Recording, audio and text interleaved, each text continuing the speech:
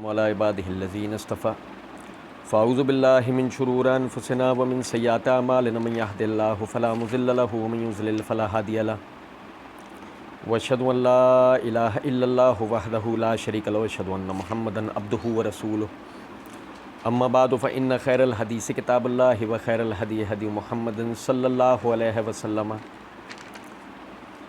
व शर्रल उमूर मुहदसातुहा व कुल्लु मुहदसतिन बिदातुन व कुल्लु बिदातिन ज़लाला व कुल्लु ज़लालतिन फ़िन्नार। औज़ु बिल्लाहि समीअ अलीम मिनश शैतानिर रजीम मिन हम्ज़िहि व नफ़्ख़िहि व नफ़्सिहि। बिस्मिल्लाहिर रहमानिर रहीम।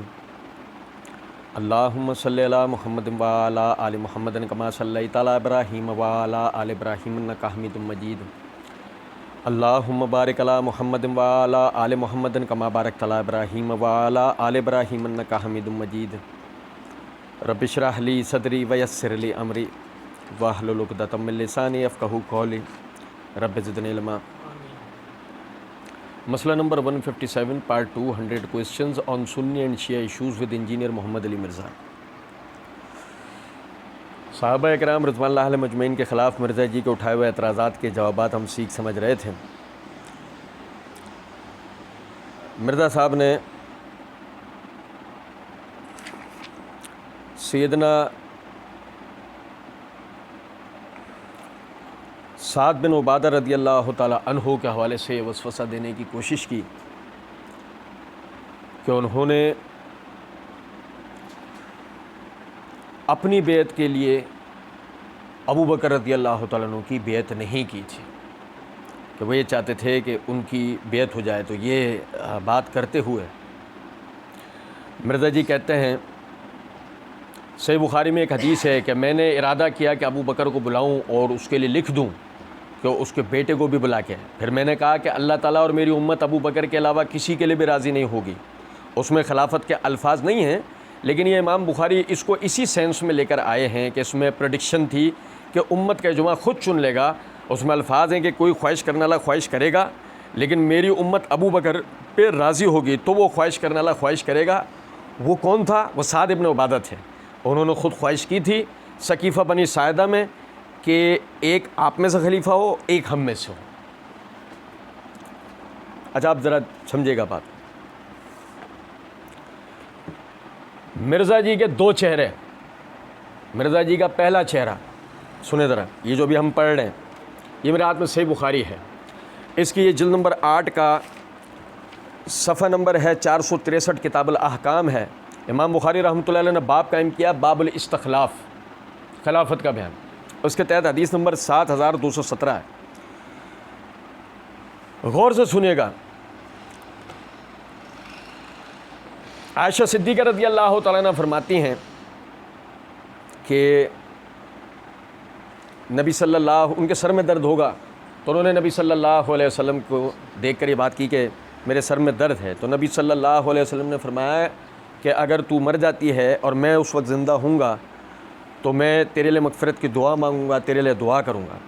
तो आयशा रज़ियल्लाहु तआला अन्हा ने कहा कि अफ़सोस, मेरा ख़्याल है कि आप जो है वो मेरी मौत चाहते हैं, और अगर ऐसा हो गया तो आप उस दिन के आखिरी वक्त ज़रूर किसी दूसरी औरत से शादी कर लेंगे। तो आप सल्लल्लाहु अलैहि वसल्लम ने फरमाया, नहीं, बल्कि मैं अपना सर दुखने का इज़हार करता हूँ कि मेरे सर में दर्द होगा। मेरा इरादा हुआ था कि अबू बकर और उसके बेटे को बुला भेजूं और उन्हें खलीफा बना दूं, ताकि उस पर किसी दावा करने वाले या ख्वाहिश रखने वाले के लिए कोई गुंजाइश ना रहे। लेकिन फिर मैंने सोचा कि अल्लाह ख़ुद किसी दूसरे को ही खड़ा नहीं होने देगा, और मुसलमान कोई खड़ा होता भी है तो उसे दफ़ा कर देंगे, या आपने फरमाया कि अल्लाह दफ़ा कर देगा उसको, और मुसलमान उस अबू बकर के अलावा किसी और को ये मनसब पर आने नहीं देंगे। यह आपने रिवायत सुन ली। अब बज़ाहिर तो जहन के अंदर सरसरी सा सुनने से बज़ाहिर जहन में ये ख्याल गुजरता है कि मिर्ज़ा ने जो कहा और उसमें इसमें क्या फ़र्क है। मैं आपको बताता हूँ, समझिएगा क्या अय्यारी हुई है। मिर्ज़ा जी ने ये कहा है कि उसमें ये अल्फाज हैं कि कोई ख्वाहिश करने वाला ख्वाहिश करेगा, लेकिन मेरी उम्मत अबू बकर पे राज़ी होगी तो वो ख्वाहिश करने वाला ख्वाहिश करेगा। वो कौन था? वो साद इब्न उबादा थे। एक है कि नबी सल्लल्लाहु अलैहि वसल्लम कह रहे हैं फ़अहदा अन यक़ूलल क़ाइलून औ यतमन्नल मुतमन्नून, कि कोई कहने वाला कुछ ना कह पा सकता हो, कोई तमन्ना करने वाला कोई तमन्ना ना कर सकता हो। ये अल्फाज, ये नहीं है कि करेगा। फ़र्क है दोनों बातों में। एक है कि किसी के लिए कोई गुंजाइश नहीं बचेगी, और एक है कि नहीं, कोई करेगा, उस वक्त करेगा जब अबू बकर की बारी होगी। कितना फ़र्क है बात। लेकिन अब एक और बात कि मिर्ज़ा जी ने ये अय्यारी की क्यों, ये मानवी तहरीफ तर्जुमे में की क्यों उन्होंने? वो इसलिए मिर्ज़ा साहब ने की है कि मिर्ज़ा साहब आखिरकार किसी तरीके से वबाल बुखारी मुस्लिम का नाम लेके साद इब्ने उबादा पे डालना चाहते थे, उनको कसूरवार ठहराना चाहते थे। अच्छा जी, अब मिर्ज़ा जी ये कहते हैं कि वो सही बुखारी के अंदर रिवायत है, उसमें खिलाफत के अल्फाज नहीं है। हाँ, इमाम बुखारी उसको इस सेंस में लेकर आए हैं, जिसका मतलब ये हुआ कि आप सिर्फ इस वक्त इमाम बुखारी के फ़हम पर हैं कि अगर आप इससे ऐसी कोई दलील लेते हैं। मेरी बात समझिएगा ज़रा। आपको मिर्ज़ा जी से पूछे, तुम शुरू में बोल के नहीं आए हो ये बात, मैं अल्लाह का फ़हम बयान करूँगा, अल्लाह के रसूल का फ़हम बयान करूँगा और हमारे सल्फ़ का। तब जब सल्फ़ का फ़हम आया तो आपने अंग्रेज़ी लफ्ज़ सेंस इस्तेमाल करके उसकी अहमियत को क्यों कम किया? सल्फ़ का फ़हम है ना, वो बता रहे हैं कि हदीस से खिलाफत का मसला होता। आपको तो खुश हो जाना चाहिए था, आपने इधर भी ला के बस वैसे ही डाला कि नहीं उसमें खिलाफत का लफ्ज़ तो नहीं था। इमाम बुखारी ने उसको इस सेंस में लिया। अब सुने ज़रा बात को। हमने हदीस पढ़ी 7217, और देखो ज़रा इमाम बुखारी की करामत बता रहा हूँ आपको। 7218 देखें ज़रा। अब्दुल्लाह बिन उमर रज़ियल्लाहु ताला अन्हुमा फरमाते हैं कि उमर रज़ियल्लाहु ताला ने बयान किया कि उमर रज़ियल्लाहु ताला जब ज़ख्मी हुए तो उनसे कहा गया कि आप सुनो, मैं अरबी इबारत पढ़ के देखो, सुनाऊँ आपको कि ये ना कहे कि तर्जुमे में तुमने अपनी तरफ से डाल दिया। कीला ले उमरा, कहा गया उमर से, अला तस्तखलिफ, अला तस्तखलिफ, अला तस्तखलिफ, आप कोई खलीफा मुकर्रर क्यों नहीं कर देते? काला इन अस्तखलिफ फ़क़द इस्तखलफ़ मन हुवा खैरु मिन्नी अबू बकर, अगर मैं खलीफा मुकर्रर करूं तो जो मुझसे बेहतर थे यानी अबू बकर, उन्होंने खलीफा मुकर्रर किया है। व इन अतरुक फ़क़द तरका मन हुवा खैरु मिन्नी रसूलुल्लाह सल्लल्लाहु अलैहि वसल्लम, और अगर मैं छोड़ दूं तो जो मुझसे बेहतर थे उन्होंने छोड़ा था, नबी अकरम सल्लल्लाहु अलैहि वसल्लम। और सुने जरा बात को, सवाल क्या था? अला तस्तखलिफ, तो इमाम बुखारी रहमतुल्लाह अलैह की बात तो साबित हुई ना कि यह खिलाफत की बहस थी अबू बकर के लिए। उमर ने बताया ना सेंस कि अगर मैं खलीफा मुकर्रर करूं तो अबू बकर ने किया था, और ना करूं तो रसूलुल्लाह सल्लल्लाहु अलैहि वसल्लम ने छोड़ दिया था, नाम नहीं लिया था। समझो बात को। तो वह खिलाफत की तो बहस थी उस हदीस में जो अल्लाह के रसूल ने छोड़ दिया था। तो यह इमाम बुखारी का सेंस नहीं है, दलील है ये इमाम बुखारी की करामत है। लेकिन मसला यह है कि इमाम बुखारी की करामत समझने के लिए हमें थोड़ा सा कुछ नहीं तो तालिब इल्मों के साथ बैठना ज़रूरी है। अब मिर्ज़ा जी का तो मसला ये है, मिर्ज़ा जी बोल चुके हैं कि मेरी ऑडियंस उलमा, हाँ वो मिर्ज़ा जी की ऑडियंस इबलीस है, तो इसमें दो राय नहीं। अच्छा जी, कहते हैं वो साद इब्न उबादा थे, उन्होंने खुद ख्वाहिश की थी कि सकीफ़ा बनी साद में कि एक आप में से खलीफा हो, एक हम में से हो, क्योंकि उनको ख़तरा था कि भाई वो अली अलैहि सल्लम ने रोक के कहा। ये कहते हैं 2 खलीफा बना दो।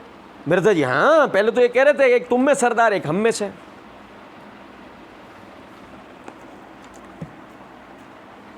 मिर्ज़ा जी के 2 चेहरे देखे, मेरे तो खुद से रह गए, अल्लाह ने डाल दिया दिमाग में। अब सुनो ज़रा, दूसरा चेहरा तो आपको मैंने दिखाया नहीं मिर्ज़ा जी का। एक तरफ तो मिर्ज़ा जी क्या हदीस पढ़ के साद बिन उबादा पे डाला मलबा, वो देखो अबू बकर की खिलाफत का मामला हो रहा था।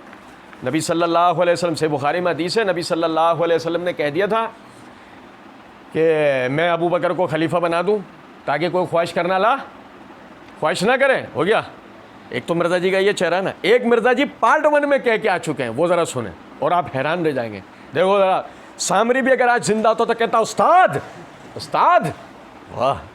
सुनो ज़रा, कहते तो मेरे भाई मैंने लेक्चर रिकॉर्ड करवा दिया है कि वसी रसूल कौन है। मेरा ये मौक़िफ़ है कि ना तो वसी रसूल हज़रत अबू बकर सिद्दीक़ रज़ियल्लाहु अन्हु है और ना अली बिन अबी तालिब रज़ियल्लाहु अन्हु व अलैहिमुस्सलाम है।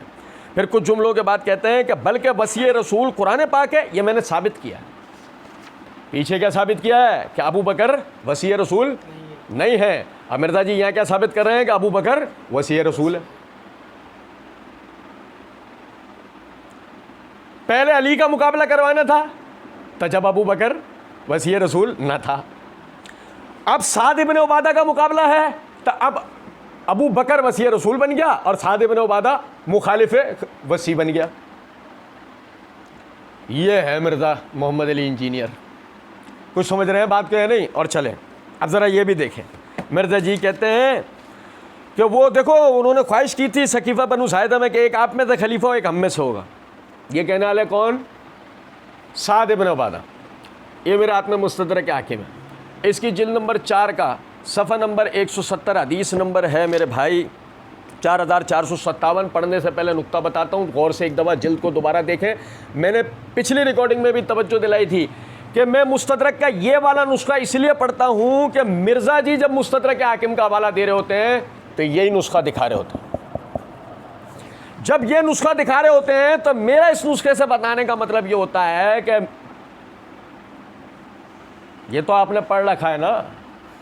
गो अगर आपने ये पढ़ रखा है, बकौल आपके आप मुहक्किक हैं, बहुत बड़े हैं, लोग मुझे आइकन कहते हैं, तो अगर आप बहुत बड़े मुहक्किक हैं, आपने इसको पढ़ रखा है, ये हदीस आपके इल्म में होगी। जो अगर आपके इल्म में थी और आपने नहीं बताई तो आप अपने बाप दादाओं के मजहब यानी तकैया कर गए। और गो अगर आपने ये नहीं पढ़ रखी थी तो हमारी बात साबित हुई। हम तो कहते हैं आप डिक्टेशन पे चलते हैं, जो आपको रटवा दिया जाता है वो बैठ के आप रट देते हैं। डिक्टेशन आता है ईरान से। हदीस नंबर है 4457। हज़रत अबू सईद खुदरी रज़ियल्लाहु अन्हु फरमाते हैं, कौन फरमाते हैं? देखो ज़रा करामत। अबे कोई महाजिर बता देता, कोई फतह मक्का के बाद वाला बता देता, कोई हबशी बता देता, कोई फारसी बता देता, कोई पिछला यहूदी बता देता जो पहले यहूदी था बाद में मुसलमान हुआ। अबे बताने वाला भी कौन है? अबू सईद खुदरी अंसार, साद इब्न उबादा के खानदान का आदमी। और नहीं समझे हो कुछ बात को है नहीं। हज़रत अबू सईद खुदरी रज़ियल्लाहु अन्हु फरमाते हैं कि जब रसूलुल्लाह सल्लल्लाहु अलैहि वसल्लम का इंतकाल हुआ तो अंसार के खुतबा खड़े हो गए। उनमें से एक ये कह रहा था कि ए महाजिरों, रसूलुल्लाह सल्लल्लाहु अलैहि वसल्लम जब भी तुम में से किसी को किसी काम पर मुकर्रर फरमाते थे तो उसके साथ एक आदमी हमारा भी शामिल करते थे। इसलिए हम समझते हैं कि इस मामले में भी, इन खिलाफत, इस मामले में भी एक आदमी हमारा और एक तुम्हारा। मैं हदीस पहले भी कई रिकॉर्डिंग्स में 2-3 मरतबा तफसीलन पूरी पढ़ चुका हूँ, लेकिन अभी नुक्ते की तरफ जो तवज्जो दिलाना चाह रहा हूँ वो ये साद बिन उबादा कह रहे हैं। क्या मक्कारी है। अंसार का एक मजहूल खतीब खड़ा होता है, वो ये जुमला बोल देता है। मिर्ज़ा जी उसको उठा के किसके गले डाल देते हैं? सिर्फ बस इसलिए कि साद बिन उबादा रज़ियल्लाहु अन्हु की शख्सियत भी लोगों की नज़रों में मशकूक ठहरे, लालची ठहरे, नाउज़ुबिल्लाह, कुर्सी का भूखा ठहरे। ये समझ गए यहाँ तक बात? अच्छा, अब ज़रा देखिएगा। कहते हैं कि मिर्ज़ा जी ने कहा, अब उनको ये ख़तरा था कि भाई हम अंसार हैं और अब जिन लोगों ने फ़तह मक्का पे माफ़ी मांग के इस्लाम कबूल कर लिया, उनके आबाओ अजदाद को हमने कत्ल किया हुआ है। अगर ये लोग हुकूमत में आ गए तो हमारी तिक्का बोटी कर देंगे। बाद में की भी ना, 2 ही लोग थे, हज़रत अली और अंसार, जिनके बारे में था कि जिनसे मोमिन मोहब्बत रखेगा और बोझ रखेगा मगर मुनाफिक। दोनों के साथ इन लोगों ने क्या किया? बनु उमय्या ने, ठीक है ना। इनको ख़तरा तो था और सही था और हो भी गया बाद में। अच्छा सुने ज़रा, उनको एक ख़तरा था, पूरी तफसील आपने सुनी इशरत हाशमी की। टीवी पे खबरें पड़ती थी, इशरत हाशमी हमारे बहुत काबिल एहतराम थी, अब भी हैं माशाल्लाह। सुने ज़रा बात। अब उनको एक ख़तरा था कि भाई हम अंसार है और हम जिन लोगों ने फ़तह मक्का में माफ़ी मांग कर इस्लाम कबूल हो गया, सारी तफसीलात हो गई। अब हम अगर वहाँ बैठे तो हम कहते हैं जाने मन, यहाँ तो देखो, इधर हमारी आंखों में आंखें तो डालो। ये तुम्हें कौन बता के गया है? सारा बुखारी मुस्लिम में नहीं, तारीख में, किस में? तारीख़ तबरी, अलविदा व निहा वगैरह, किस में? पढ़ो, हवाला दो। ये सारी तफसीलात का, ओहो गार में से ये तफसील, ये ईरान से ही है। ये तफसील किधर है? उनको ये ख़तरा था हमने इनके बड़ों की तिक्का बूटी कर रखी है और हमने इनके बड़ों को कत्ल किया हुआ है, हमारी तिक्का बूटी कर देंगे फलाना। ये जो अंदरूनी मीटिंग चल रही है ये तुम्हें किसने बताई? लूत बिन यासदीन है, अबू मिखनफ, किसने बताया? वो कोई नाम तो, कोई हवाला तो दो। हाँ, मसला सारा ये, मिर्ज़ा जी रस्सियाँ तो फेंक चुके थे, उनके वालों को वो सांप भी नज़र आ रहे थे। मिर्ज़ा जी ने कहा जब दिखी सांप रहे तब ज़रूरत ही नहीं किसी चीज़ की, हो गया हमारा जादू तो।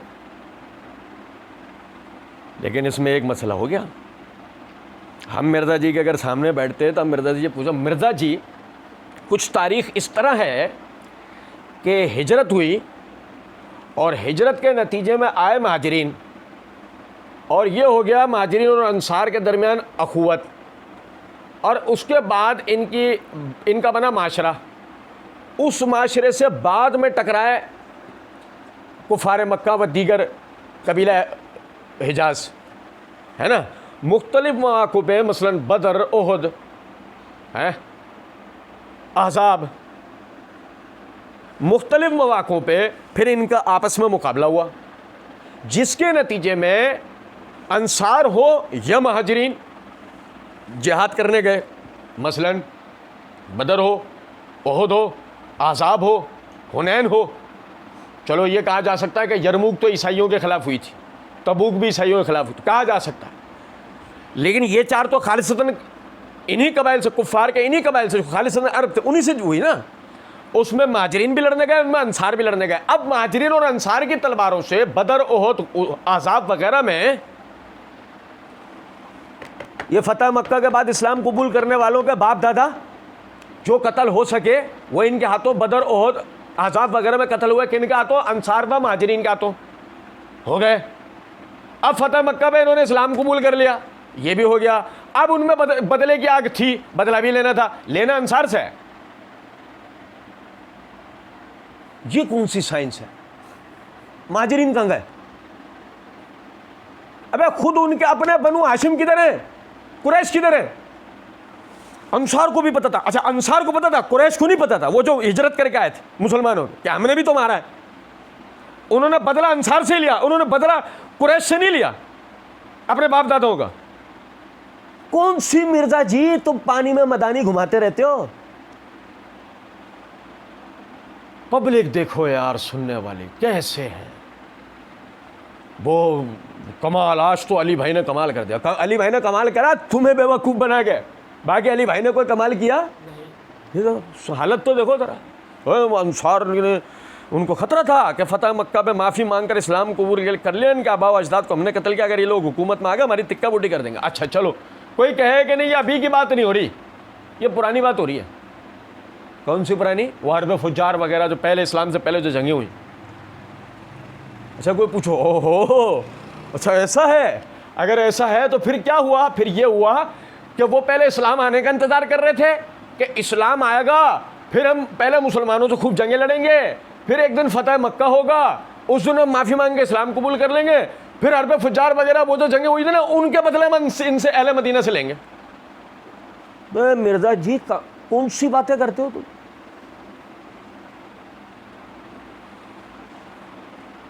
ये शक्कर के डोल हैं जो सुहाने लग रहे हैं, इनकी हकीकत कोई नहीं है। कहते हैं तो ये दो ही लोग थे, हज़रत अली और अंसार, जिनके बारे में कि बनु उमय्या ने उनके साथ जो किया उनको ख़तरा था और हो भी गया।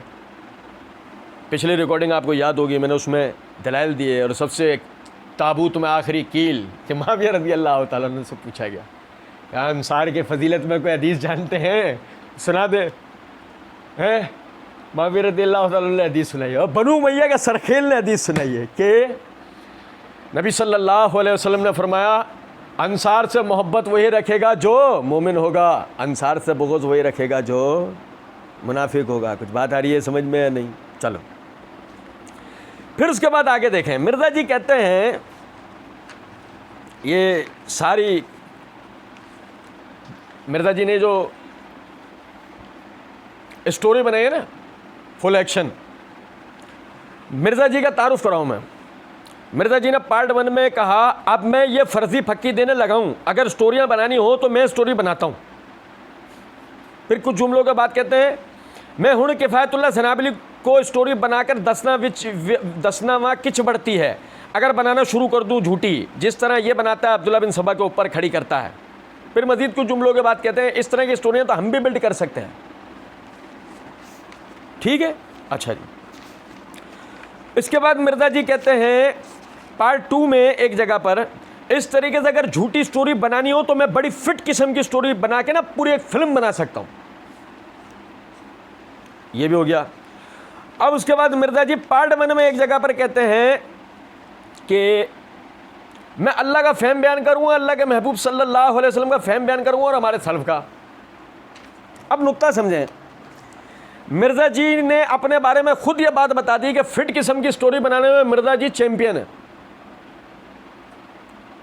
तो इस लारे लप्पे में नहीं आने चाहिए कि मैं फ़हम किसका बताऊंगा, अल्लाह और उसके रसूल और असलाफ का। मिर्ज़ा जी कोई फ़हम नहीं बताते, मिर्ज़ा जी स्टोरियां बनाते हैं। ठीक है, कहते हैं तो बस मैं ये बार बार कहता हूँ यार, अबू बकर उमर उस्मान वाला रोला ही कोई नहीं था, ये मामला बात के थे जिसकी वजह से सारे मामला ख़राब हुए। उनको वो तो इस मामलात में घसीटना ही गलती है। हज़रत अली उनके साथ नहीं थे, हज़रत अली उनके साथ नहीं थे।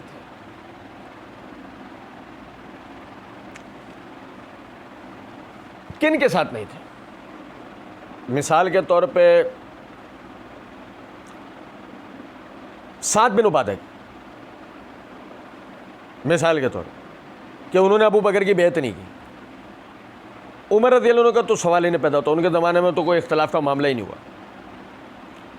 उस्मान रज़ियल्लाहु अन्हु की बात अगर की जाए तो शायद मिर्ज़ा जी ये कहना चाह रहे हैं कि वो उन बलवाइयों, बागियों, साजिशों के साथ नहीं थे।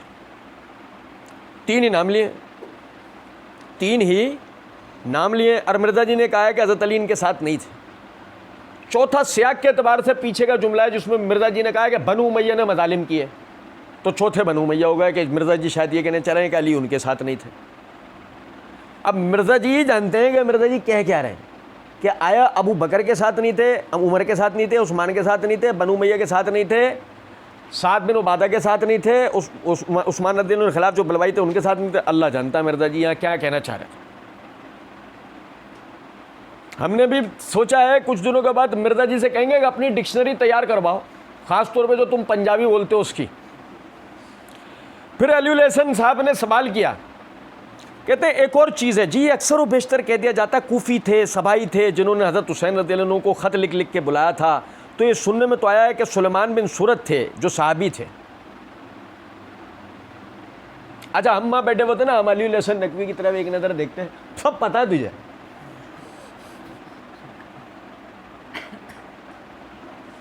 खुद ही सवाल कर रहा है, खुद ही जवाब दे रहा है। फिर कहते हैं कि ये प्लांटेड नहीं है। कहा ना मिर्ज़ा जी ने 2 से 3 जगह कहा है प्लांटेड नहीं है। अब प्लांटेड नहीं है तो ये क्या हो रहा है? फिर ज़रा समझो दबा। वो कहते हैं कूफ़ी थे, सबाई थे, हैं, हज़रत हुसैन को ख़त लिख लिख के बुलाया। सुनने में आया है कि वो सुलेमान बिन सूरत थे, साहबी थे। अबे जब तुझे पता तू सवाल कर क्यों रहा है? एक बात है, लेकिन मसला ये है सुलेमान बिन सूरत थे और कौन थे? ये घूम फिर के ना डालना हुसैन रज़ियल्लाहु अन्हु की शहादत भी किसके गले है? सारा ये सारा मसला ये। ठीक है, अच्छा जी। मिर्ज़ा जी जवाब के अंदर कहते हैं जी सुलेमान बिन सूरत वो हैं जिनकी हदीस बुखारी और मुस्लिम में वो जो हदीस मशहूर है कि 2 लोग लड़ रहे थे और गुस्से की वजह से आप सल्लल्लाहु अलैहि वसल्लम ने फरमाया मैं एक ऐसा कलमा जानता हूँ कि अगर ये पढ़ लेते तो इनका गुस्सा ख़त्म हो जाएगा, औज़ु बिल्लाहि मिनश शैतानिर रजीम। ये हदीस कितनी मशहूर है, कितनी मशहूर हदीस है। ये नमाज नबवी वाले में भी मैंने इसका लेक्चर जो है नमाज मोहम्मदी वाले पम्फिल्ड में इसका हदीस का नंबर भी लिखा हुआ है। औज़ु बिल्लाहि मिनश शैतानिर रजीम भी पढ़ सकते हैं सूरह फातिहा से पहले, और औज़ु बिल्लाहि समीअ अलीम मिनश शैतानिर रजीम भी पढ़ सकते हैं।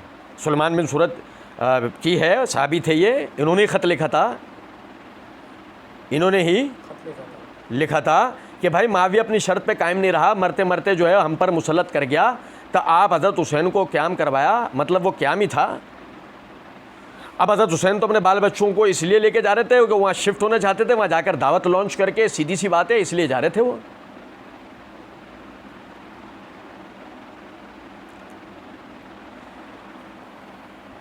फ़िरौन ने कहा था ना अपने दरबार में, जाओ मेरे लिए ढूंढ के माहिर जादूगरों को लाके दो। और अगर मिसाल के तौर पर मिर्ज़ा जी वहाँ पर पहुँच जाते ना, कहते हाँ मेरा लाला शेर मेरा आ गया, बस काफ़ी, अकेला ये बहुत। जादूगर भी सारे बड़े, आओ उस्ताद जी, नहीं वो तो फिर असा जब असदहा बनती जब उस्ताद जी का पता लगता। सुनो जरा बात, कहते हैं वो जो बुखारी मुस्लिम में भी है, ये है वो जादू की छड़ी, वो बुखारी मुस्लिम में भी है। अब सुनने वाले को तासुर गया कि जितनी कहानी आगे मिर्ज़ा जी सुनाएंगे वो सारी किधर है, वो सारी बुखारी मुस्लिम में है। जबकि आप ज़रा समझिएगा बात को। सबसे पहले तो ये देखें, ये मेरे हाथ में सही बुखारी है, जिल्द नंबर 7 का सफ़ा नंबर 475 है।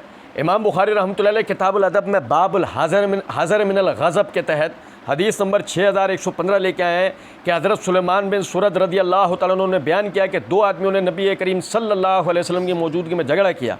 हम भी यहाँ हज़रत सल्लल्लाहु अलैहि वसल्लम की खिदमत में बैठे हुए थे। एक शख्स दूसरे को गुस्से की हालत में गाली दे रहा था और उसका चेहरा सुर्ख था। तो नबी सल्लल्लाहु अलैहि वसल्लम ने फरमाया, मैं एक ऐसा कलमा जानता हूँ कि अगर ये शख्स उसे कह ले तो उसका गुस्सा दूर हो जाएगा, अगर ये आऊज़ु बिल्लाहि मिनश शैतानिर रजीम कह ले। साहबा रज़ियल्लाहु अन्हुम ने उससे कहा कि सुनते नहीं नबी सल्लल्लाहु अलैहि वसल्लम क्या फरमा रहे हैं? उसने कहा मैं दीवाना नहीं हूँ, यानी कि मैं पागल नहीं हूँ, मैं सुन रहा हूँ। ये हदीस मुकम्मल हो गई।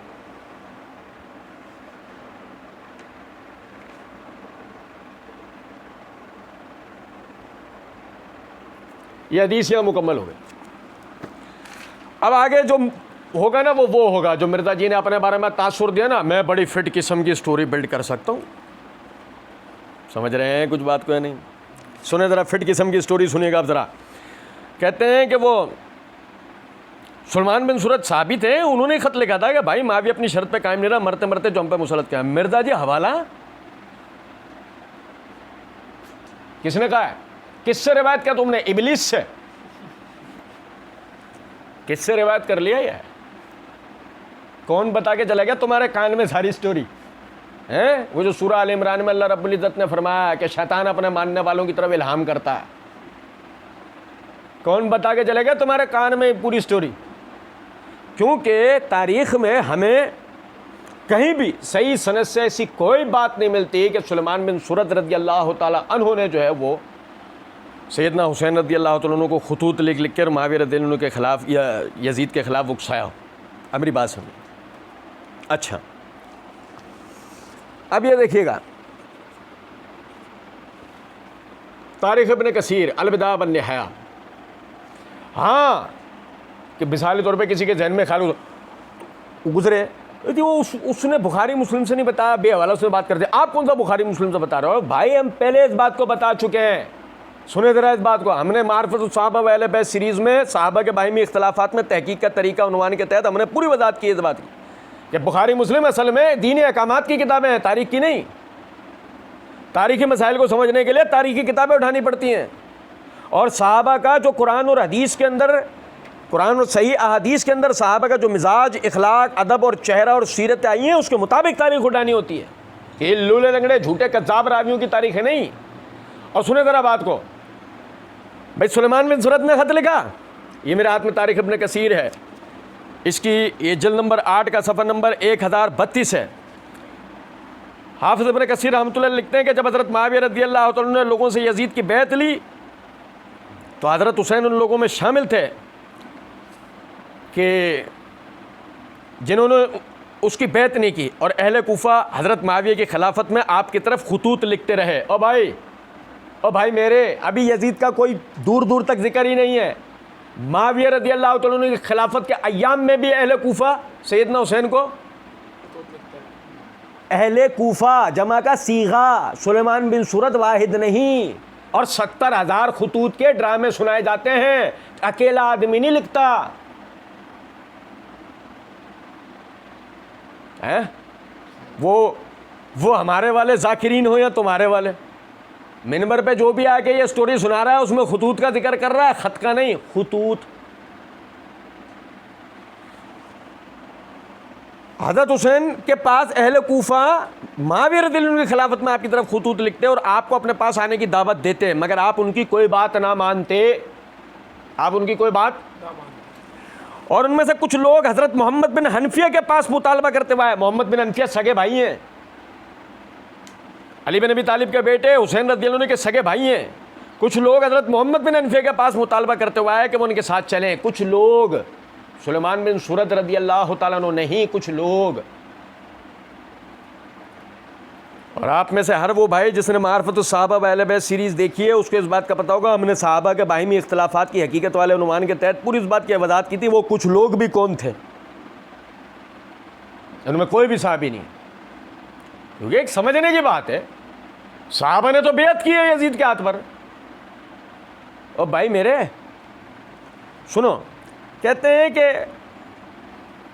उनमें से कुछ लोग हज़रत मोहम्मद बिन हनफिया के पास मुतालबा करते हुए आए कि वो उनके साथ चलें, मगर उन्होंने इनकार कर दिया और वो हज़रत हुसैन रज़ियल्लाहु अन्हु के पास उनका मामला पेश करने आया। तो हज़रत हुसैन ने उन्हें कहा, ये लोग चाहते हैं कि हमें खा जाएं। ओए होए यार, अल्लाह की कसम है, ये लोग चाहते हैं कि भाई को अपने कह रहे हैं, ये लोग चाहते हैं कि हमें खा जाएं और हम पर छा जाएं और लोगों को हमारे खून बहाएं। अल्लाह की कसम पहले दिन से हुसैन जानते थे ये क्या ड्रामेबाजी है। क्यों? बाप की शहादत कहाँ हुई है? किन के हाथों हुई है? बड़े भाई की शहादत कहाँ हुई है? किन के हाथों हुई है? तो उस्मान की शहादत में कौन मुलविस था? किधर से लोग आए थे? ये कोई बात ऐसे बंदे की नहीं हो रही है जो बंदा अफ्रीका में रहता है और वाकया एशिया में पेश आया है। ये उस बंदे की बात हो रही है कि जिसके अपने शहरों में उसके सामने वाकयात पेश आए। और 67 साल उम्र थी उनकी। कितनी? शहादत के वक्त क्या उम्र थी सैयदना हुसैन की? उस जमाने में 67 साल की उम्र एक कड़ियल जवान की होती थी, पुख्ता। 100 साल तो आम उम्र होती थी उस जमाने में। 100 साल आम उम्र होती थी उस जमाने में। तो एक पुख्ता तरीन जो जवान होता था उसकी उम्र 60-67 साल ही होती थी। ये बूढ़ा नहीं कह सकता मैं ऐसा आदमी। तो सैयदना हुसैन रज़ी अल्लाह तआला अन्हु बूढ़े, एक कड़ियल जवान, बातों की समझ रखने वाले, एक मुजाहिद आदमी, जिहाद के मैदानों में वक्त दिया हुआ, वो चीज़ों को समझते थे। कहते हैं ये हमारे खून बहाएंगे। बस हज़रत हुसैन को गम ने आ लिया। कभी वो उनकी तरफ जाना चाहते और कभी उनसे दूर रहना चाहते हैं। कभी वो उनकी तरफ जाना चाहते हैं, कभी वो उनसे दूर है। समझो ज़रा बात को समझना। हज़रत अबू सईद खुदरी रज़ी अल्लाह तआला ने आकर कहा, ए अबू अब्दुल्ला मैं आपका खैर ख्वाऊँ, ए अबू अब्दुल्ला मैं आपका खैर ख्वाऊँ और आप पर मेहरबान हूँ। मुझे मालूम हुआ है कि आपको कूफियों ने ख़त व किताबत आपके साथ की है और वो आपको अपने यहाँ आने की दावत देते हैं, और मैंने आपके बाप को कूफे में ये बयान करते हुए सुना है। अबू सईद खुदरी कहते हैं, मैंने आपके बाप को कूफे में, बाप अली बिन अबी तालिब, मैंने आपके वालिद को कूफे में बयान करते सुना है। अल्लाह की कसम मैं इनसे उकता गया हूँ, और मैं इनसे नफ़रत करता हूँ। ये मुझसे उकता गए हैं, ये मुझसे नफ़रत करते हैं और इनमें कतन वफ़ा नहीं है। और इनमें जो कामयाब हुआ वह नाकाम करने वाले तीर से कामयाब हुआ है। यानी कि इनमें वही कामयाब हुआ है जो शहीद हुआ है। जिंदा इन्होंने किसी को रहने दिया। अल्लाह की कसम ना उनकी नीयत है और ना किसी अमर के बारे में इनका कोई अदम है और ना तलवार पे इनकी कोई सब्र है। क्या सिनेरियो है? किसी भी तरह सैयदना हुसैन वरगलाने वालों के वरगलाने का शिकार नहीं थे कि कोई कहे कि किसी ने उनको हुकूमत वक्त के ख़िलाफ़ ख़ुरूज पे मजबूर किया है, कोई कहे कि किसी के कहने में आके उन्होंने कोई स्टैंड लिया है। ऐसा कुछ भी नहीं है भाई, आप समझें बात। वो मामलात को पहले दिन से समझ रहे हैं कि ये क्या हो रहा है। और पिछली रिकॉर्डिंग्स में हमने वो जो एतराज़ात हुए वाक़या करबला को लेकर, उसमें हमने इसकी वजाहत भी दी है। और अभी आगे यार गार भी तवज्जो दिलाएंगे, सुनिएगा ज़रा बात। तो वो कहते हैं कि तो हज़रत हुसैन को क़याम करवाया। हज़रत हुसैन को क्या मतलब क़याम करवाया? मिर्ज़ा जी मुतरादिफ लफ्ज़ लेकर आए बगावत का। मिर्ज़ा जी मुतरादिफ लफ्ज़ लाए हैं बगावत का कि सुलेमान बिन सूरत ने सैयदना हुसैन को उकसा के उनसे बगावत करवाई। नाउज़ुबिल्लाह। क्या होता है क़याम? एक खलीफा के खिलाफ क़याम क्या होता है? क़याम माने खड़ा होना है। क्या मतलब है खड़ा होने का? बोलो दूसरे लफ्ज़ों में। वही जब साहबा के लिए बात आई थी तो तुमने क्या लफ्ज़ इस्तेमाल किया था? बगावत। वही जब उस्मान रज़ी अल्लाह ने के किसास की बात आई थी तो तुमने अहले शाम को क्या कहा था? बागी। और वही जब सैयदना हुसैन के लिए लफ्ज़ आ रहा है तो तुम यहाँ लफ्ज़ क्या इस्तेमाल कर रहे हो? क़याम। क्यों? लेने के बाद कुछ और देने के कुछ और है। लेकिन हम तो कह ये रहे हैं कि ये झूठ तुम्हारे आबा व अजदाद का गढ़ा हुआ है।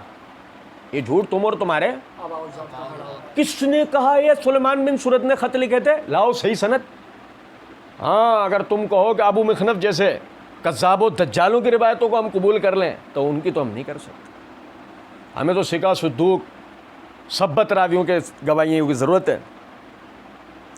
अब हज़रत हुसैन तो अपने बाल बच्चों को इसलिए लेकर जा रहे थे, वो शिफ्ट होना चाहते थे वहाँ जाकर दावत लॉन्च करके। सीधी सी बात है, इसलिए जा रहे थे। दावत लॉन्च करके?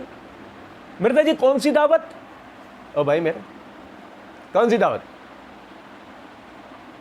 हुकूमत वक्त के खिलाफ ज़हन साजी। इसको दूसरे लफ्ज़ों में क्या कहते हैं? कहेंगे नहीं।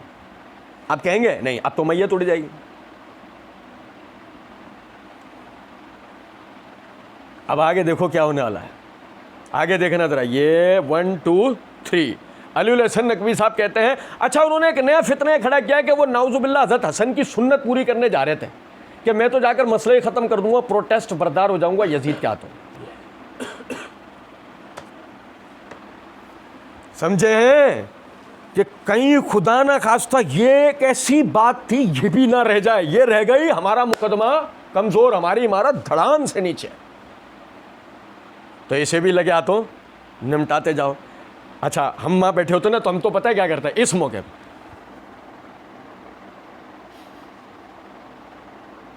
हम तो बिल्कुल मुतवज्जो हो जाते हैं मिर्ज़ा साहब की। तो भाई अब बड़ा कमाल एक आने वाला, बहुत ज़बरदस्त एक कमाल मिर्ज़ा जी करेंगे।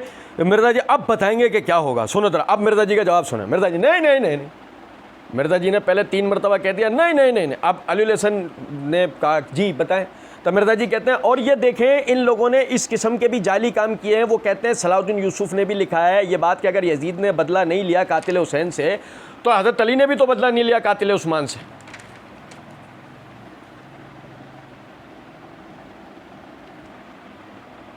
क्या हुआ? सुना? यहां से जागने की जरूरत है। सुना नहीं भाई, वो तुझसे पूछ रहा है कि वो लोग ये कहते हैं कि वो हसन की सुन्नत पूरी करने जा रहे थे, सुलह करने। तू कह रहा है कि ये कह रहे हैं कि उन्होंने उस्मान का कत्ल नहीं किया इन साहब ने। अबे इसका जवाब तो दे। वो कहाँ जवाब? अगर आप कहें तो चले मैं आपको और 2-3 लाइनें एक साथ पढ़ के बता देता हूँ। और ये देखें इन लोगों ने इस किस्म के भी जाली काम किए हैं। वो कहते हैं सलाहुद्दीन यूसुफ ने भी लिखा है ये बात कि अगर यजीद ने बदला नहीं लिया कातिल हुसैन से तो अली ने भी तो बदला नहीं लिया ना कातिल उस्मान से। ठीक है, अब देखें किन लोगों को कंपेयर कर रहे हैं। ये हो गया पैराग्राफ पूरा। इसका जवाब कहाँ है जो अली हसन नकवी ने कहा है?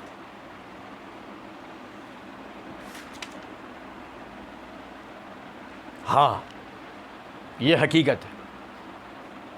सैयदना हुसैन रज़ियल्लाहु ताला अन्हो अपने वालिद अपने भाई की सुन्नत पे अमल करते हुए सुलह के लिए जा रहे थे। और क्या सुलह? बेत लेते इन शरारतियों से और तफवीज़ कर देते यजीद के हाथों पे। बिल्कुल ऐसे जैसे बड़े भाई हसन ने इन शोरशियों, साजिशियों, शरारतियों से बेत ली और मुआविया रज़ियल्लाहु अन्हु के हाथ पे तफवीज़ कर दी। क्या है मुआहदा तहकीम, क्या है सुलह हसन और क्या करने जा रहे थे हुसैन, मिला के देख लो। क्या तुम्हारे अब्बू का जिक्र होता तो कोई मसला ही नहीं था, क्योंकि तुम्हें देख के अंदाजा होता है कि किस किस्म के गैर दानिशमंदाना फैसले करने वाले लोग होंगे। समझे हो बात का मतलब? या नहीं समझे? मिर्जा जी ये गैर दानिशमंदाना फैसला है। अबे मैं रोक के बता रहा हूँ यार, तुम फिर भी नहीं समझ रहे यार। समझ रहे हो? चलो ठीक, नहीं समझ रहे, अभी थोड़ा सा जूम इन रहने दो। लेकिन बात चल रही है किसकी? जो अपनी जिंदगी के 50 साल जिहाद के मैदानों में लगा चुका है। वो खतरे को कई किलोमीटर दूर से भांपने वाला शख्स था। वो एक मुजाहिद आदमी था। आपके अब्बू का जिक्र नहीं हो रहा, हुसैन रज़ियल्लाहु ताला अन्हु का जिक्र हो रहा है।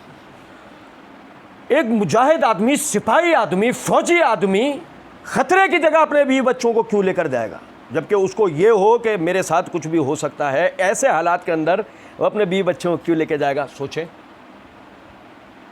बनाओ, स्टोरियाँ बनाओ, आप तो चैंपियन हो स्टोरियाँ बनाने के, इस पे बनाओ। किया तो था तुमसे सवाल, घुमा गए तुम कहानी, दिया नहीं तुमने जवाब। अब इस पे बनाओ स्टोरी कि एक ऐसी जगह जहां खतरा है वहां सैयदना हुसैन अपने बीवी बच्चों को क्यों लेके जाएंगे। एक सफ़ीर अपने तमाम सामान के साथ, जंगज़दा मुल्क में भी एक सफ़ीर आता है अपने तमाम सामान के साथ आता है, बगैर किसी दिखाए हुए हथियार के साथ आता है। ऐसे हथियार नहीं बांधा होता, हथियार होता है उसके सामान के अंदर, लेकिन ऐसे बांधा नहीं होता। दलील बनकर आया हुआ होता है इस बात की कि हम अमन के ख्वाहां हैं, हम क्या चाहते हैं। और सैयदना हुसैन अपने पूरे घराने को लेके ही इसलिए जा रहे थे, अपने साथ फौजियों को लेके इसलिए नहीं गए, अपने साथ मुजाहिदीन को लेके इसलिए नहीं गए कि सामने वाले को तासुर, लो ये तो आए लड़ने की नीयत से, लो ये तो आए ऑपरेशन की नीयत से, है फिर खून बहे, खून खराबा हो। सैयदना हुसैन इस दानिशमंदाना, इस हकीमाना फैसले के साथ गए, बीवी बच्चे लेकर। बीवी बच्चे दूर से देखते ही सामने वाले पे तासुर जाएगा कि किस नीयत से है, हमारी खैर ख्वाही। वो अपने बीवी बच्चे एक मेहमान बनकर आए, एक फौजी बन के थोड़ी आए, एक मेहमान बनकर आए। लेकिन वहाँ प्लान ए नहीं चल रहा था, वहाँ प्लान ए बी सी तीनों पे काम हो चुका था कि अगर ए नहीं चल पाएगा तो बी पे चलेंगे, जो भाई के वक्त में चला था, और अगर बी नहीं चल पाया था तो सी पे चलेंगे, जिसको अब तक तो कोई जानता भी नहीं था कि ऐसा भी मुमकिन है, जो हो गया। इस उम्मत का रसूलुल्लाह सल्लल्लाहु अलैहि वसल्लम के बाद सबसे बड़ा सानिहा वाक़या करबला। और सुनो जरा बात,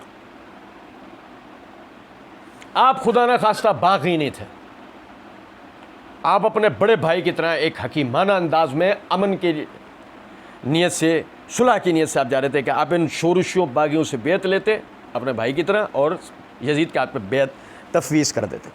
क्योंकि जब इन शोरशियों ने आपको घेरा, ये मेरे हाथ में तारीख़ तबरी है, इसकी ये जिल्द नंबर 4 का सफ़ा नंबर 240 है। आपने उन लोगों से कहा 3 बातों में से एक बात मेरे लिए इख्तियार करो। पहली कि जहाँ से आया हूँ वहाँ चला जाऊँ, दूसरी मैं अपना हाथ यजीद के हाथ में दे दूँ, वो अपने और मेरे दरमियान जो चाहे फैसला करे, या ये करो तीसरी कि मुमलिकत इस्लाम की सरहदों में से किसी सरहद पर मुझे जाने दो, मैं उन लोगों का एक शख्स बनकर रहूँगा, मेरा नफ़ा और नुकसान उनका नफ़ा और नुकसान शुमार होगा।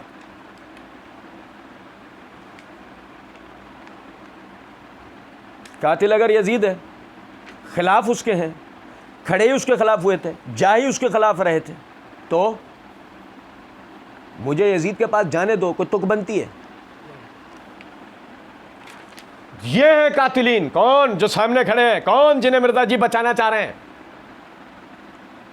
मिर्जा जी का आबा अजदाद, जिन्हें मिर्जा जी बचाना चाह रहे हैं और इल्जाम साहबा पे डलवाना चाह रहे हैं, यजीद के पास क्यों जाने दो। और आगे सुनो, उससे बड़ी बात है आगे। तो इब्ने ज़ियाद के पास ये खबर पहुंची, हुसैन रज़ियल्लाहु तआला ने ये जुमले कहे, इब्ने उमर बिन साद ने वहां से खत भेजा। इब्ने ज़ियाद ने कहा ये ऐसे शख्स का खत है जो अपने अमीर का खैर ख्वाह, अपनी कौम के ऊपर शफीक है। अबे भाई दी एंड है ये एक ऐसे शख्स का खत है जो अपने अमीर का खैर ख्वाह और अपनी कौम पर शफीक है। अमीर का खैर ख्वाह यानी यजीद के मुखालफत चाहते नहीं हैं, और कौम पे शफीक नाहक खून खराबा किसी बगावत के नाम पर चाहते, या कोई किसी के खिलाफ खड़े होकर कोई किसी भी। सैयदना हुसैन ऐसा कुछ भी नहीं चाहते थे, मिर्जा ये बनाना चाहता है। कुछ बात समझ रहे हैं या नहीं? अच्छा जी, और देखें, सुने जरा बात को,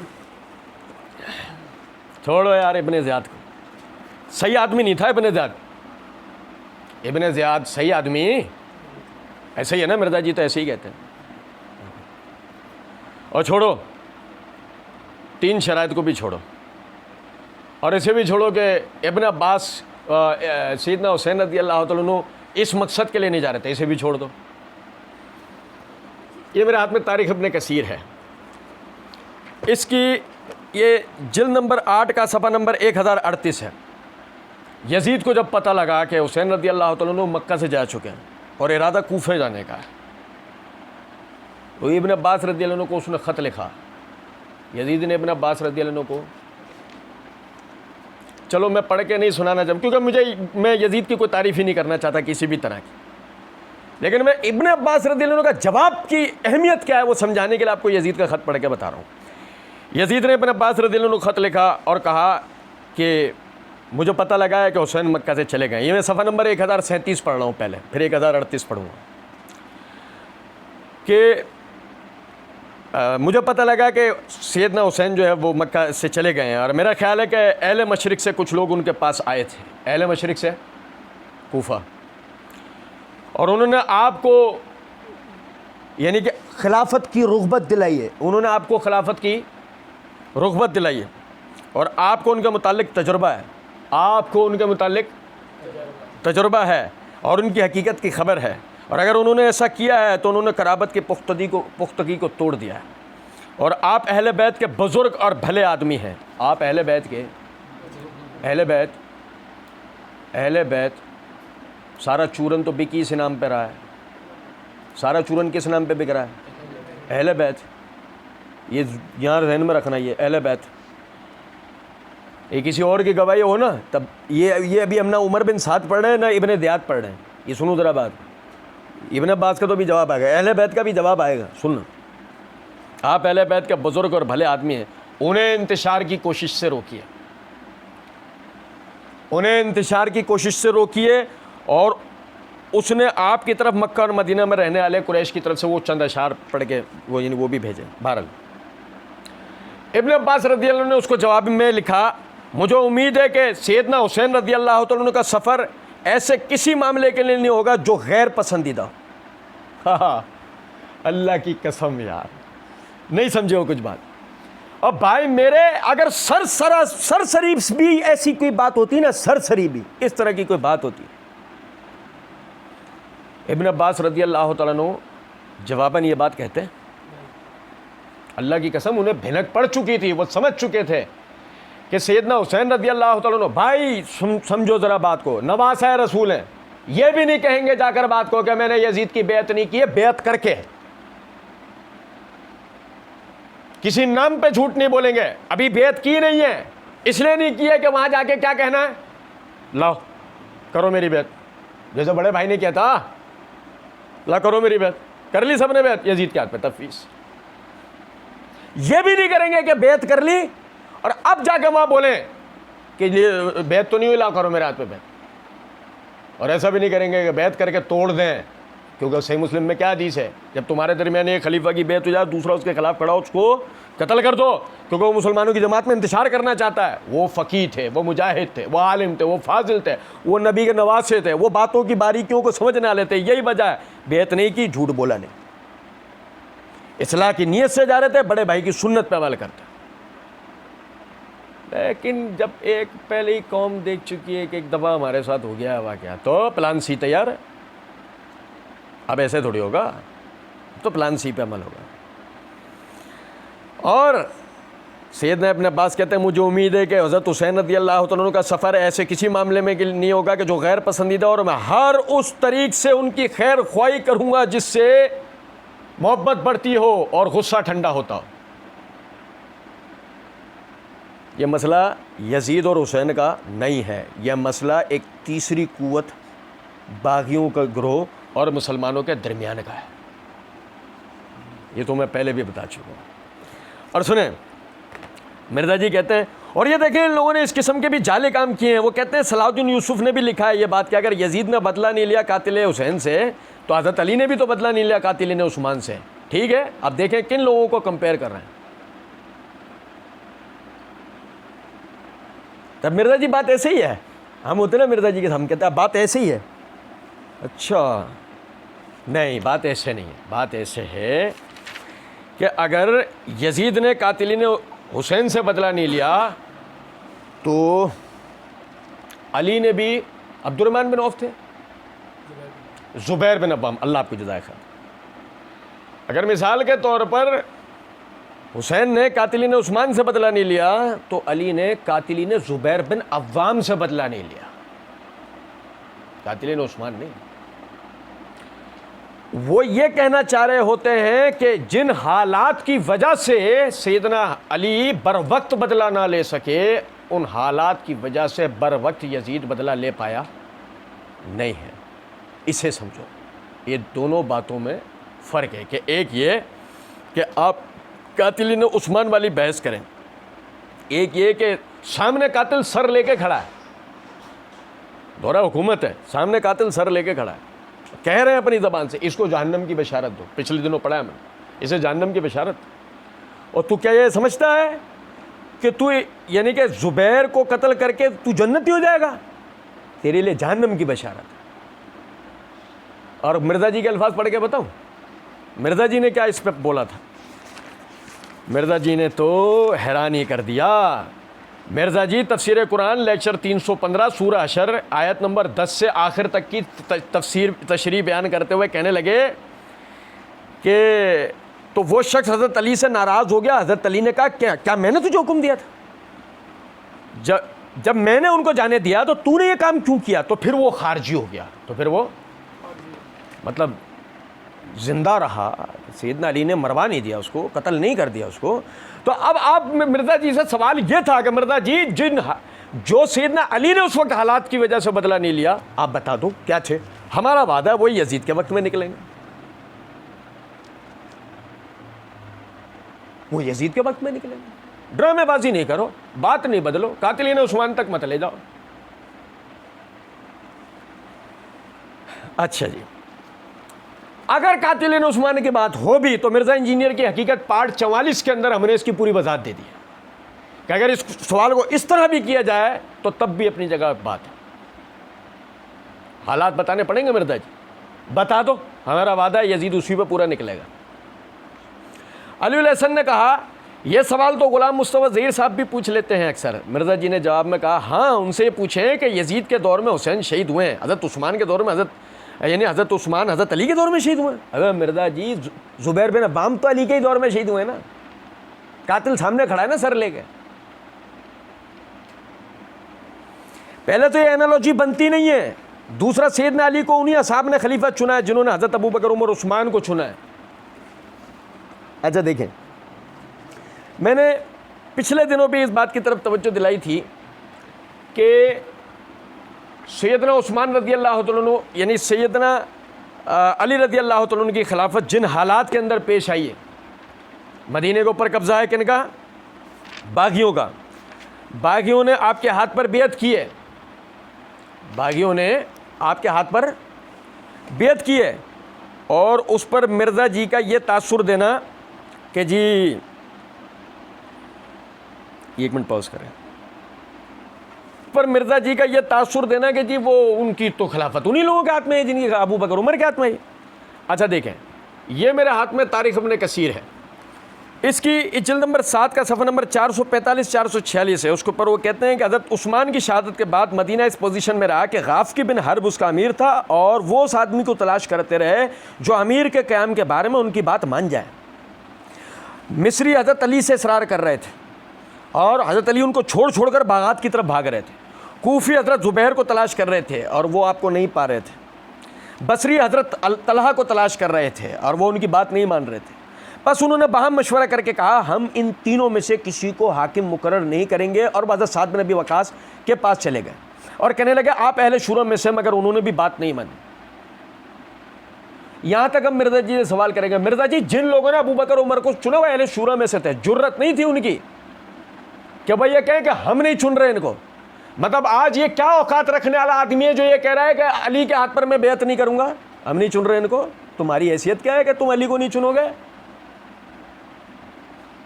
ये कोई जमहूरियत है तो अपनी मर्जी का वोट डालेगा? अहले इल्म, अहले तजर्बा, अहले हक और सबसे ज़्यादा सलाहियतें रखने वाला अगर इस वक्त में कोई आदमी है तो अली है, अली के बाद तलहा है, फिर ज़ुबैर हैं, फिर साद बिन अबी वक़ास, यही लोग तो हैं। तो तुम कौन होते हो जो ये कहने वाले कि नहीं ये बेयत नहीं कर रहे, हम भी नहीं कर रहे हैं? तो चलो साद के बाद चलते हैं। इसका मतलब ये सहाबा, ये वो लोग नहीं थे जो अहले शूरा में से थे जिन्होंने अबू बकर उमर उस्मान को चुना। कहते हैं वो हज़रत साद बिन अबी वक़ास के पास गए और साद कहने लगे आप अहले शूरा में से हैं, मगर उन्होंने उनकी बात ना मानी। फिर वो हज़रत इब्न उमर के पास गए मगर उन्होंने भी इनकार किया, वो अपने मामले में हैरान रह गए। फिर कहने लगे अगर हम हज़रत उस्मान को कत्ल करने के बाद बग़ैर इमारत कायम किए अपने शहरों को वापस चले गए तो लोग इस मामले में इख्तलाफ करेंगे और हम नहीं बचेंगे। लोग इस मामले में इख्तलाफ करेंगे का मतलब उस आदमी को, हम तो जा चुके होंगे, और उस आदमी को अमीर बना दिया जाएगा कि जिस आदमी को खून उस्मान के मुतालबे के साथ अमीर बनाया गया होगा। तो सबसे अव्वलीन काम वो क्या करेगा? कातिलीन उस्मान को ढूंढेगा, पहले उन्हें मारेगा। इसलिए क्या करो, खुद ही खड़े हो जाओ, खुद ही खलीफा बनाओ, ताकि हम ही हुकूमत के लोग हो, कोई हम पे हाथ डाल सकता हो, जैसे कि बाद में हुआ। हम बगैर इमारत के अपने शोरों को वापस चले गए तो लोग अपने अमर के बारे में इख्तलाफ करेंगे और हम नहीं बचेंगे। बस उन्होंने हज़रत अली की तरफ रुजू किया और आपसे इसरार किया, और अश्तर ने आपका हाथ पकड़कर आपकी बैत कर ली और लोगों ने भी आपकी बैत की। इसीलिए कहा जाता है कि सबसे पहले अश्तर रखी ने आपकी बैत की है। साबी और मिर्ज़ा जी तो रज़ी अल्लाह तआला अन्हु कहते हैं, क्योंकि अब्बू है ना मिर्ज़ा जी के। नहीं समझे कुछ बात को? मिर्ज़ा जी का आबा अजदाद में से ना कातिलीन उस्मान कौन थे? मिर्ज़ा जी का आबा अजदाद थे। और सुने ज़रा, ये कहना है कि जी जिन लोगों ने चुना उन्हीं लोगों ने इनको चुना, बात ऐसे नहीं। ये शुरू के अंदर सैयदना अली को चुनने वाले यही बागी थे, बाद में अहले शूरा ने आपकी बैत की, उनकी खिलाफत इन लोगों ने की। ठीक है, यजीद को किस तरह चुना गया? तलवार के जोर के ऊपर। यजीद को नहीं समझे? यजीद को हमने इसके ऊपर पूरा एक लेक्चर रिकॉर्ड किया है कि क्या सैयदना मुआविया रज़ी अल्लाह तआला ने अपने बेटे को ज़बरदस्ती खलीफा बनाया, उसमें इसकी पूरी जो है वदात दे दी गई। अच्छा जी, एनालॉजी कहाँ से बनती है? सैयदना उस्मान के कातिल को डिफाइन नहीं थे, उस्मान के कातिल को डिफाइन। आप हैरान रह जाएंगे कि मिर्ज़ा जी कुछ ही जुमलों बात कहेंगे मोहम्मद बिन अबी बकर था। समझे हैं? देखो ज़रा मदारी को, मदारी यहाँ क्या कह रहा है? वो डिफाइन नहीं थे। अब पीछे भी ऐसे किया मिर्ज़ा जी ने, डिफाइन थे नहीं लेकिन साहब ने किया। कातिल डिफाइन थे नहीं, पीछे भी ऐसे ही हुआ था, हमने वहाँ उसकी पूरी वजाहत दी थी। अच्छा, डिफाइन नहीं थे। इस मसले पर पूरा एक वीडियो क्लिप आप देख सकते हैं कि अमीरुल मोमिनीन सैयद उस्मान रज़ियल्लाहु अन्हु के कातिलीन कौन थे। हमने वो पूरी उसमें अल्लाह की दी हुई तौफीक से वजाहत दी है। कहते हैं वो सहाबा की वजह से पहले मूवमेंट खड़ी हुई, फिर बाद में वो डी ट्रैक हो गई और मामला बिगड़ गए। सहाबा की तरफ से मूवमेंट तहरीक खड़ी हुई, डी ट्रैक हो गई। डी ट्रैक रास्ते से हट जाना।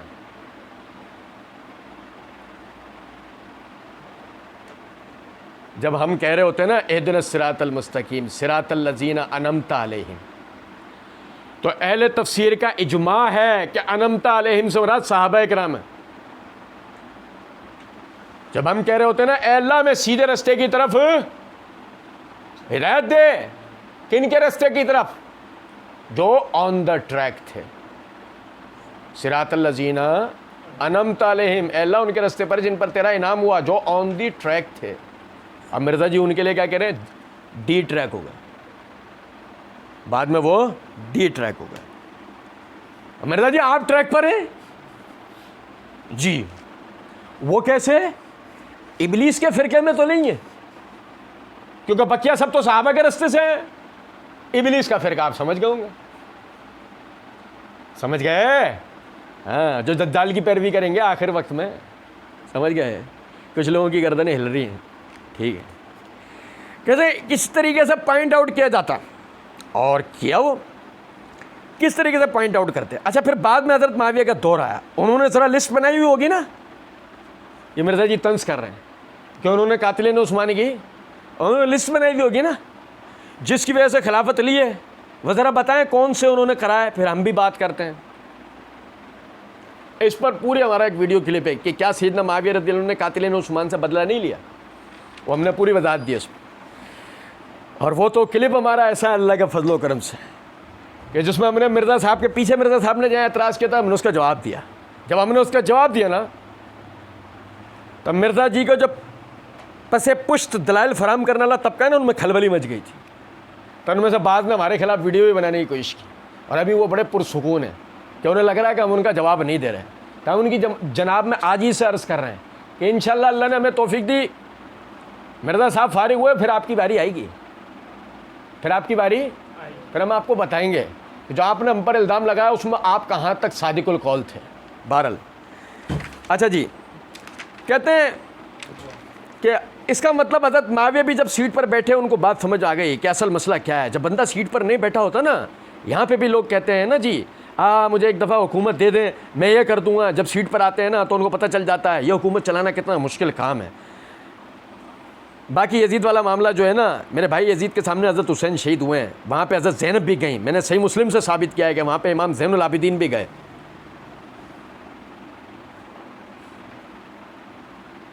रस्सियाँ फेंकी सारे जादूगरों ने। पीछे कंधों पे हाथ रख के कौन खड़े? उस्ताद जी कौन है? मिर्ज़ा साहब। सुनो ज़रा, बंदा सीट पे आ जाता है उसका पता लगता है कितना मुश्किल है। यजीद वाले मामले में भी समझ लो। मिर्ज़ा जी हाथ जोड़ूं? हुकूमत चलाना मुश्किल होता है, यजीद वाले मामले में भी समझ लो ये बात कि बस मुआविया में ही समझ रहे हैं। फौरन तुमने तो उसको टर्मिनेटर बना दिया यजीद को कि ये भी नहीं किया, वो भी नहीं किया, वो भी नहीं किया। हुकूमत चलाना मुश्किल बात होती है मिर्ज़ा। चलो छोड़ो।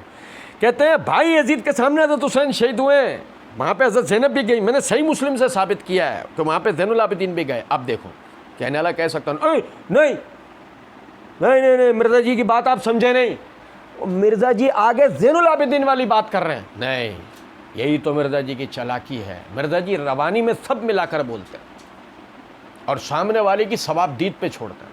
सामने वाला पढ़ा लिखा हो तो पकड़ लेता है और हुस्न-ए-ज़न रखे तो ये कह के छोड़ देता है, वो मिर्ज़ा जी रवानी में बोल गए। लेकिन अगर सामने वाला अक्लमंद हो तो मिर्ज़ा जी का गला ही पकड़ लेता है कि नहीं रवानी में तुम चालाकी कर गए। सुनो ज़रा बात। और भाई यजीद के सामने हज़रत हुसैन शहीद हुए, वहाँ पे हज़रत ज़ैनब भी गई। मैंने सही मुस्लिम से साबित किया है, वहाँ पे ज़ैनुल आबिदीन भी गए और ये हदीस का नंबर भी बता दिया था। सही मुस्लिम 6309 नंबर, सही मुस्लिम किताब फ़ज़ाइल सहाबा, बाब फ़ज़ाइल फ़ातिमत नबी सल्लल्लाहु अलैहि वसल्लम। 6309 अली बिन हुसैन। और रिवायत कौन कर रहे हैं? अली बिन। मैंने वहाँ भी बताया था, जब पहले पढ़ा था ना वहाँ भी बताया। वो कहते हैं कि जी वो अहले बैत से तुम्हारे मुहद्दिसीन ने रिवायत ही नहीं ली। ये क्या है? कौन है अली बिन हुसैन? नहीं समझे वो बात को?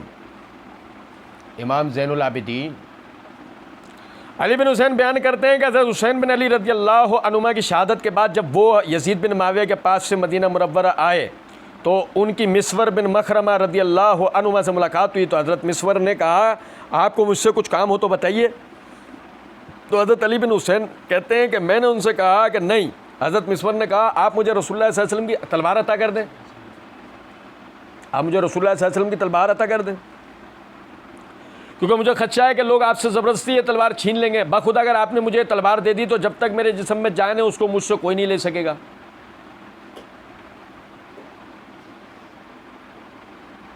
ज़ैनब कहाँ है? किधर है ज़ैनब? छोड़ो, ये यजीद के सामने हुसैन शहीद हुए, ये कहाँ है? समझे कुछ अय्यारी? ज़ैनुल आबिदीन है न ज़ैनब है, न यजीद के सामने कोई सैयदना हुसैन की शहादत का तज़किरा है। मगर जुमले की रवानी देखो मिर्ज़ा जी के।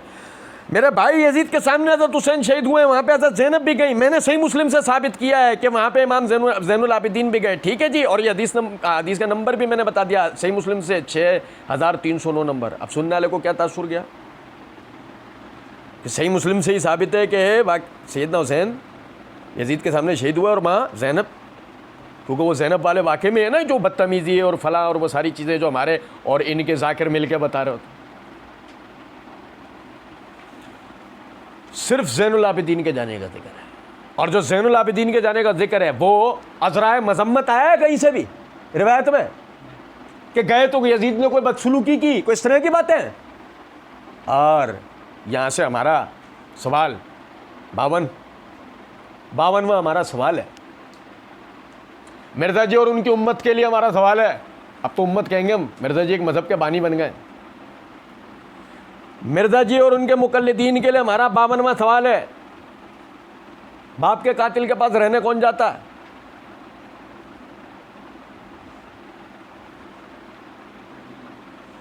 ओ ये भाई तुम्हारे मेरे बाप दादाओं का जिक्र नहीं हो रहा, ये अली के, ओ भाई मेरे पोते अली शेर खुदा के पोते हुसैन नवासे रसूल हैं, मुजाहिद मैदान, बेटा अली का जुल्फ़िकार तलवार रखने वाला। तुम्हारे अली कसीदे जुल्फ़िकार तलवार रखने वाला, और ये पहुंची किसके पास? मांग रहे ना मिसर बिन मखरमा, मुझे दे दे, मैं इस तलवार का हक अदा करूंगा। और यही तलवार लिए लिए कहां से आ रहे हैं? बाप के कातिल के बाद कौन रहता है? कुछ बात आ रही है समझ में नहीं? इसका हमें जवाब चाहिए।